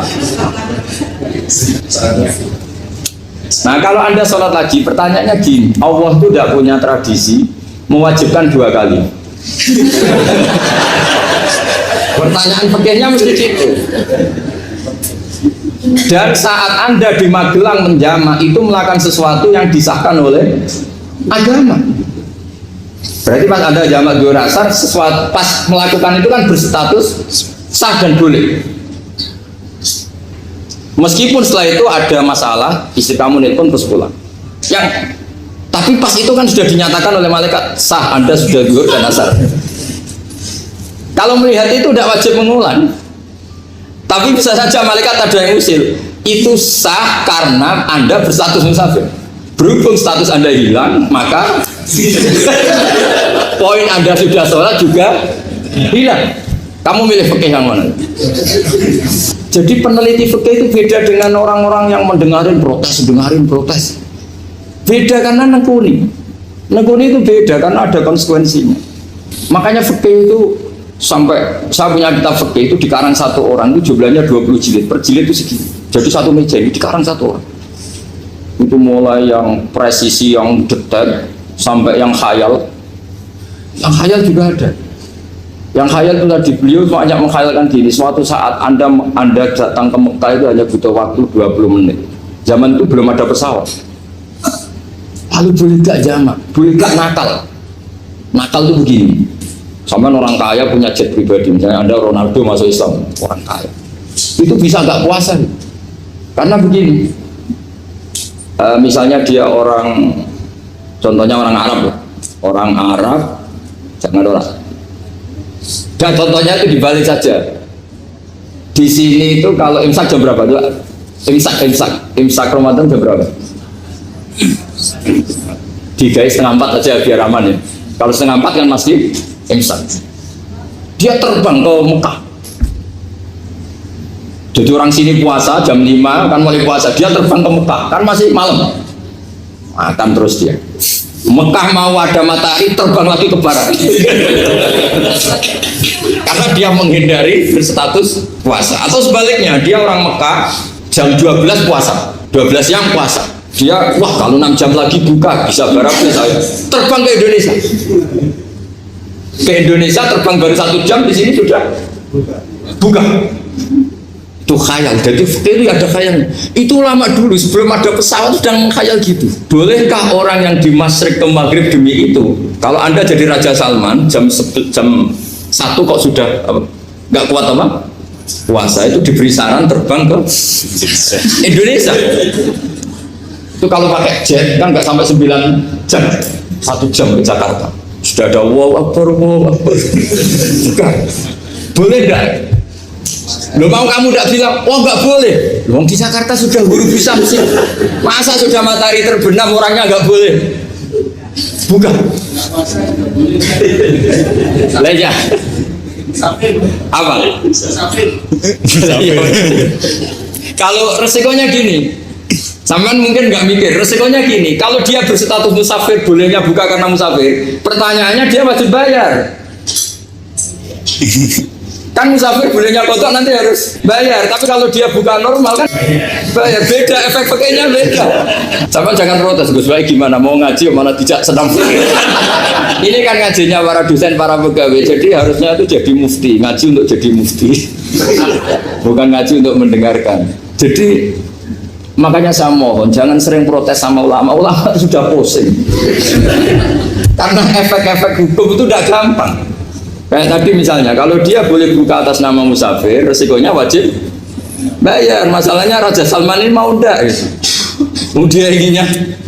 Maka pertanyaannya itu kitab yang milik saya tadi, yang 20 jilid tadi. Ulama itu mulai dulu sudah membayangkan bagaimana kalau suatu saat ada satu kendaraan. Kenapa ulama bisa membayangkan itu? Karena ada buruk. Meskipun mereka nggak numpak buruk hanya Rasulullah, tapi kan bisa bayangkan ada toyul waktu itu bisa dilipat. Karena ulama dulu ahli astronomi, jadi bumi itu bulatnya gini, muternya gini. Berarti suatu saat ada satu ilmu di mana orang ambil satu posisi terus melewati toyul waktu, ngalami lintasan waktu. Mulai dulu itu sudah dibicarakan. Pertanyaannya lalu status orang ini kayak apa? Misalnya tadi orang Mekah ingin cepat buka terbang ke Indonesia. Orang Indonesia menghindari imsak, misalnya 3:30, dia belum sahur. Wah, kalau saya di Indonesia ini sifatnya sahur. Wah, saya tak terbang ke Mekah. Enak kan terbang di Mekah ternyata masih jam 8. Wah, bisa makan sepuasnya jam 8 malam, artinya jam 20. Kan enak ya. Bar wareg balik ke Indonesia terus jam 1 siang. Jam 1 siang kalau ingin cepat buka terbang ke timur. Langsung buka. Berarti dia kira-kira puasa aja 3 jam. Tapi terus ya mungkin kalau sampai tahu kok sudah repot-repot ngono tinggal turu kok sinetron kok buka dewe. Itu tidak hukum, saran itu namanya apa? Kalau hukum tetap tadi yang dikatakan puasa adalah imsak, mulai jam imsak sampai hurubus. Lalu pertanyaannya lagi, hurubus samsi sampai imsak itu konversi jam apa nyata-nyata hurubus samsi? Kalau yang diliwati khotul istiwa itu nyata, fi'lan, kalau dalam bahasa Arab fi'lan awakiyah. Tapi kalau Anda orang kutub, saya sering kirim-kiriman surat sama mufti-mufti yang ada di Timur Tengah, di Eropa, konsultasi maksudnya. Orang kutub itu kan tidak ada matahari, tidak ada apa-apa. Jika kalau Anda baca kitab di kutub, mesti Gus Bak ada pembohong. Misalnya orang kutub ngaji saya, kamu harus subuh sebelum matahari terbit. Sekali matahari terbit, waktunya hilang. Duhur setelah matahari agak ke barat. Asar kalau matahari terbenam, hilang waktunya. Terus mereka bisa bilang, mataharinya di mana? Maka pertanyaannya, boleh gak mengkonversi waktu untuk orang kutub? Jadi misalnya pola umum subuh jam 4:30. Berarti antara subuh dan qadha itu 1,5 jam. Subuh sama zuhur polanya berapa berarti? Kalau 4:30 sampai jam 12 itu 6 sama 7,5. Berarti ya kira-kira habis subuh nunggu 7,5 jam baru zuhur, nunggu 3 jam baru asar, nunggu 3 jam baru maghrib. Berarti waktu puasa kira-kira antara jam 4 sampai jam 6. Berarti berapa jam itu? 12 sama 12, 14 jam. Oke, berarti orang kutub harus puasa 14 jam. Tidak bergantung waktu mata. Tapi ada lagi pertanyaan lucunya gini, lalu 14 jam itu dimulai dari mana? Apa asal 14 jam? Apa harus ada konsensus setarnya? Masih ada PR lagi. Menurut kamu gimana? Ada konsensus setarnya dimulai jam 4 dini hari. Apa asal jumlahnya? Imsak 14 jam. Mikir lagi ya, itu di Denmark itu ada satu musim di mana siang terus sampai sekian bulan, siang terus sampai orang sana itu capek. Kenapa ada siang terus? Logikanya kan tadi bumi itu bulat-bulat, juga belajar falak astronomi. Kalau tepaan kamu di sisi yang barat agak utara atau agak selatan, matahari ini nyentrong terus, sehingga bumi mulak malik ya kamu kesentrong terus, karena kita ini kan tepaan di katulis istiwa, di khotul istiwa. Sebenarnya khotul istiwa itu bahasa Arab dari kata khotul istiwa. Khotul itu garis, istiwa itu tengah. Islam itu oleh Allah memang dipilih di tempat paling top, yaitu Mekah. Mekah Ka'bah itu surratul ardi. Jadi sebelum ditemukan ilmu astronomi itu Nabi sudah ngendikan al-Ka'bah surratul ardi. Ka'bah itu pusarnya bumi. Sehingga di Ka'bah itu satu-satunya area yang terbebas dari medan magnetis. Karena dari utara dan selatan benar-benar di tengah. Maka potensi jam paling akurat di dunia itu hanya jam yang di Mekah itu.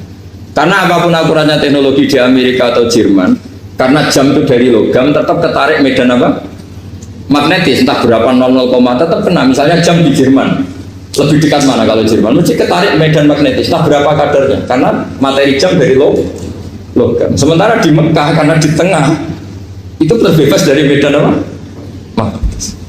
Nah, sehingga yang segaris dengan Mekah kayak Indonesia itu semuanya khotul istiwa.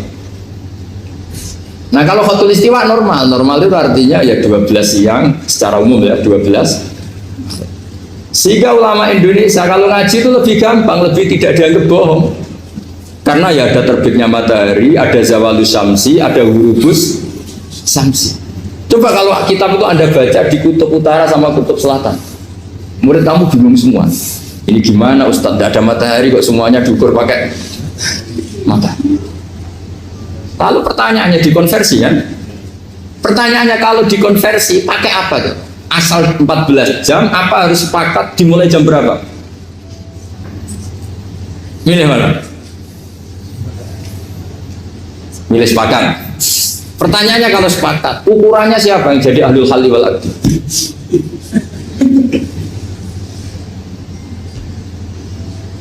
Jadi orang fikih itu sudah bingung, makanya saya mohon jangan sering diprotes. Saya pernah ketemu ulama, saya kan sering ikut komunitas di New York, itu andekan dibur, itu pas persis Ka'bah.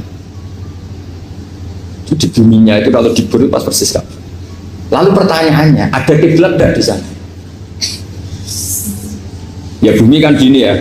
Kalau dalam bahasa falak itu ada rubuk namanya. Rubuk itu bumi yang sewaktu itu hanya yang seperempat.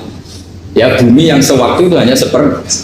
Jadi kita sekarang siang, berarti yang baru siang hanya seperempat bumi. Nanti yang malam ya hanya seperempat bumi. Ya misalnya sekarang kita di sini siang, di Arab Saudi kan belum, ini masih setengah 6. Ini sekarang di Arab Saudi baru setengah. Lah itu ada daerah di mana dengan Ka'bah itu pas atas sama bawah. Harusnya kan bebas arah. Apa? Bebas arah. Lalu orang sana sholatnya itu menghadap kemana? Pernah ulama New York itu minta fatwa ke Rabitatul Alam al-Islami. Lalu kita harus menghadap kemana? Makanya dalam dunia anekdot ulama itu ada anekdot Abu Nawas, orang yang nggak pernah kalah debat. Dia itu terkenal nggak pernah kalah debat. Tapi dia ada ilmuwan. Dia punya tetangga ilmuwan, punya pengaruh besar. Semua orang ngaji ke ilmuwan itu. Mantelnya bukan main, karena dia ahli falak, ahli astronomi. Mau nandingi dia tidak bisa, gak nandingi itu reputasinya jatuh. Orang itu berteori kalau bumi itu bulat-bulat. Kalau kamu jalan ke sini, maka akan ke titik yang suatu saat si profesor ini kemalingan, terus minta tolong Abu Nawas rumah saya kemaling. Terus lari kemana malingnya? Ke timur. Setelah ke timur, larinya ke timur. Abu Nawas lari ke barat. Lari ke barat. Terus ditanya, sudah tak bilangin malingnya lari ke timur kok kamu lari ke barat? Nanti ketemu di titik yang sama. Sementara itu profesornya makal. Oh kamu nyindir loh. Artinya Abu Nawas gak terima teori anda itu gak bisa. Secara keilmuan benar, tapi secara faktual gak boleh. Berarti kalau ada orang ngejar istrinya lari ke timur, dia harus tetap ke barat. Nanti ketemu di titik. Yes. Jadi malingnya tuh lari ke timur, Abu Nawas ngejar ke barat. Ketika ditanya profesornya, sudah bilangin malingnya tuh lari ke timur, kenapa ada ke barat? Kataan kan nanti ketemu di titik yang sama karena bumi bulat. Nah pertanyaannya gini, lalu kalau yang segaris itu ada arah enggak? Kayak New York tadi. Menurut kamu tetap berkiblat apa enggak usah? Loh kalau yang rubuk jelas. Gitu, kalau rubuk begini loh, misalnya begini, terus kamu di sini sama sini kan masih ada arah, tapi kalau sini sama sini masih bisa kiblat. Sama enggak usah protes, orang fikih sudah pusing, enggak usah diprotes. Karena yang dipikir itu macam-macam. Nah ya makanya ini kan ini mengkaji ya, saya mohon ya kayak tadi ini mengkaji, saya mohon saya cukupkan sekian. Sementing apa ya kita ada respeknya lah sama ulama. Jadi ulama itu susah, mikirnya susah, harus tanggung jawab di depan Allah, di dunia diprotes terus. Ini mungkin yang bawa kitab ikutnya halaman 293 ya. Itu yang mungkin nanti bisa dikopi sama yang nggak punya tag, yang nggak punya tag mengkopi sama yang punya. Di sini diantaranya itu ada bab faslun fi dzikri rajul manaqiba nafsi. Bab seseorang boleh menyebut kelebihannya sendiri, asal niatnya tidak riya. Di sini dicontohkan, tadi Bapak siapa nanya? Samsul. Pak Samsul ya. Di sini diceritakan ketika mau masa paceklik, saya ulang lagi masa paceklik, itu Nabi Yusuf karena merasa amanah, dan merasa punya kemampuan mengelola ketahanan pangan, beliau bilang ke rajanya, qala ja'alni ala khazainil ardi inni hafizun alim. Raja, jadikan kami pengatur ketahanan pangan karena ini hafizun alimnya dan saya terpercaya. Hanya Nabi Yusuf, seorang nabi tentu panutan, beliau menonjolkan kemampuannya itu boleh asal untuk kemaslahatan. Misalnya ada orang Islam sakit atau kiai sakit, dengan dokter bilang saja, saya dokter, biar saya yang nangani. Itu boleh, karena motivasi Anda dalam menyelamatkan Pak Kiai tadi atau orang yang sakit, bukan motivasi Anda adalah hadun nafsi, misalnya kalau dalam bahasa keinginan apa? Pribadi. Jadi itu boleh. Jadi ini di beberapa contohkan, ya ayuhanna su'alimna mantiqat thairi wa utina min kulli syai'. Nabi Sulaiman itu bilang gini, wahai para manusia, saya ini bisa bahasa burung apa saja dan saya bisa melakukan apa saja, wa utina min kulli syai'. Nabi Sulaiman ngendikan begitu karena ingin menunjukkan betapa sayangnya Allah ke saya, sampai saking sayangnya Allah saya bisa menguasai bahasa burung, bahasa binatang. Jadi motivasi seorang nabi itu ingin menunjukkan betapa kudronya Allah tidak terbatas. Nah buktinya apa ya? Buktinya Sulaiman, sama tak cerita, Nabi Sulaiman itu kalau ke masjid itu mesti jagungan sama orang miskin. Terus beliau bilang gini, miskin jalisu miskin, ayo podo kiri ini jagungan. Karena beliau dengan kenabiannya meskipun kaya raya itu tidak merasa punya sama sekali, karena semuanya milik Allah Subhanahu wa Ta'ala. Dan beliau buktikan, beliau kaya raya itu untuk bangun Baitul Maqdis yang semegah itu semuanya pakai asetnya Nabi Sulaiman. Kita bisa memperkerjakan jin dan setan juga untuk bangun Baitul Maqdis, bukan untuk bangun dirinya, rumah dirinya. Ya ini dicontohkan, satu Nabi Sulaiman, dua Nabi Yusuf. Terus ketiga contoh yang diambil, setiap nabi ketika pidato kepada umatnya mesti ditutup dengan wa analakum nasihun amin. Saya ini adalah penasehat yang terpercaya. Jadi ajaran saya bukan ingin menyengsarakan kamu, tapi wa analakum nasihun amin. Saya adalah penasehat yang baik. Artinya akan menonjolkan diri. Jadi boleh asal itu untuk kemaslahat. Jadi misalnya UI punya penemuan apa yang keren, yang maslahat orang Islam, diumumkan bahwa ini penemuan UI. Tapi tujuan Anda supaya mengangkat harkat martabat UI. Bukan setelah itu terus kirim surat ke rektor, saya harus tambahan gaji karena saya penemunya. Wah itu sudah gak bisa jadi wali kalau gitu tidak. Tapi nanti rektornya yang ya gak tahu diri gitu. Masa penemu sama nggak penemu disamakan gitu.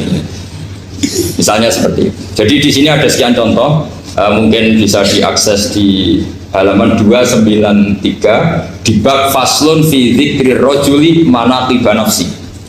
Terus kalau contoh hadis, Nabi sering ngendikan begini, ana sayyidu waladi Adam wa ana awwalu syafi'in, dan saya adalah nabi pertama yang punya hak syafaat. Tapi Nabi ngendikan seperti itu supaya orang punya harapan ketika di mahsyar. Sudah kalau di mahsyar nyari saya karena saya diberi hak syafaat. Jadi asal niatnya untuk maslahat gak apa-apa. Makanya saya sering di mana-mana sering cerita, saya ini menekuni fikih supaya orang kalau belajar fikih jelas ke saya Pak. Kalau saya tidak ngomong, orang keliru guru. Tapi ya harus ada buktinya. Nanti ngomong ahli tok, ada ahlinya ya kacau. Ya jadi boleh ya.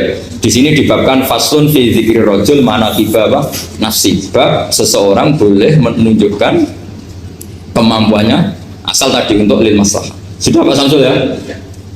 Tadi yang pertanyaan dari siapa itu? Pak Sus Widiarto. Pak Sus itu gimana ini kasusnya, itu orangnya sudah Islam toh? Sudah Pak masalah. Terus Anda ke Thailand itu gak niat menghindar toh, memang saatnya harus ke Thailand? Hanya menyesal. Oh hanya menyesal, bagus lah punya penyesalan. Enggak begini ya, kalau orang itu sudah Islam itu kan tidak se-emergensi yang belum Islam, itu hanya ideal. Artinya idealnya seseorang kalau mau meninggal, akhir dari kalimatnya adalah la ilaha illallah. Tapi itu pun ulama dinegur. Ini saya beri cerita sedikit. Kitab Fathul Mu'in itu termasuk kitab yang nggak setuju kalau kalimatnya sepersis la ilaha illallah. Kenapa Pak Sus? Logikanya gini, ini semua ulama gitu ya. Itu ada dua riwayat. Mangkana akhiru kalamihi la ilaha illallah dakhalal jannah. Sebagian riwayat mangkana akhiru kalamihi Allah dakhalal jannah. Nah ulama itu milih yang Allah. Kenapa milih yang Allah? Karena la ilaha illallah itu resikonya tinggi. Pas la ilaha ateis, tidak ada Tuhan, mati. Maka ulama, tradisinya guru-guru kita, kalau ada orang mau mati yang sudah akut, itu hanya ditalkin Allah, Allah, Allah. Karena ini lebih tidak berisiko. Tapi kalau la ilaha illallah pas la ilaha belum illallah, nggak bisa kamu pun. Ayo teruskan dulu. Baru mati ini gimana? Belum illallah kok sudah. Jadi makanya terus di situ diterangkan lagi begini. Setelah orang itu melafadzkan la ilaha illallah, kan orang mau mati itu kan macam-macam ya. Ada yang sudah akut, ada yang masih sehat. Kalau masih sehat sebaiknya la ilaha illallah. Tapi kalau sudah akut hanya dilatih apa? Allah. Terus saran kedua oleh kitab Fathul Mu'in diterangkan sebaiknya jangan ngomong lagi karena Nabi ngendikan akhir itu harus itu menjadi kalimat. Jadi misalnya setelah kamu talqin la ilaha illallah, kamu tanya, Pak sertifikatnya di mana? Akhirnya bapaknya jawab di lemari. Pas melamari mati. Berarti akhir kalimatnya mati. Makanya kita juga harus memperjuangkan supaya itu benar-benar akhirnya. Jika nanti dikenang di akhirat, ini orang luar biasa mengakhiri dunia dengan kalimat la ilaha illallah. Tapi nanti kalau ini orang luar biasa mengakhirinya dengan lemari. Apalagi tanyanya gini, Pak, tabungannya di bank apa?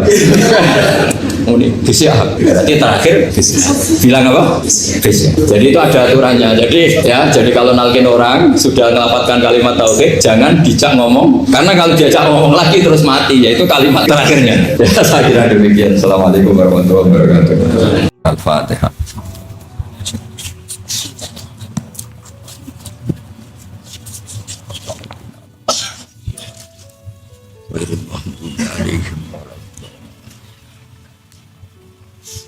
Bismillahirrahmanirrahim. Nahmaduka ya ghafur ya syakur masallu sallallahu alaihi wa barik wasallam asma'in. Allahumma ya Allah ighfir lana syayikhina wa ya khairil madina. Wa ighfir ya Allah mu'assisi hadzal mahal wa anzilhum manzilan husnan minka ya Allah. Isal qabrahum riyadil jinnah rawdatan riyadil jinnah tajal qabrahum fatan. Allahumma ighfir lahum wa'afi wa'fu anhum basalil jannata ma'wa. Ilahi naqihim min khatayahum kama yunaqqa thawbul abyadun natan. Walakihim biridho kalamna min safatik walakihim bimafrat kalamna min adad banatina fitunya hasanah fil akhirati hasanah fil adab. Sallallahu ala sayyidina Muhammad sallallahu alaihi wasallam. Subhanallah rabbil izzati amma yasifun wa salamun alal mursalin alhamdulillahi rabbil alamin.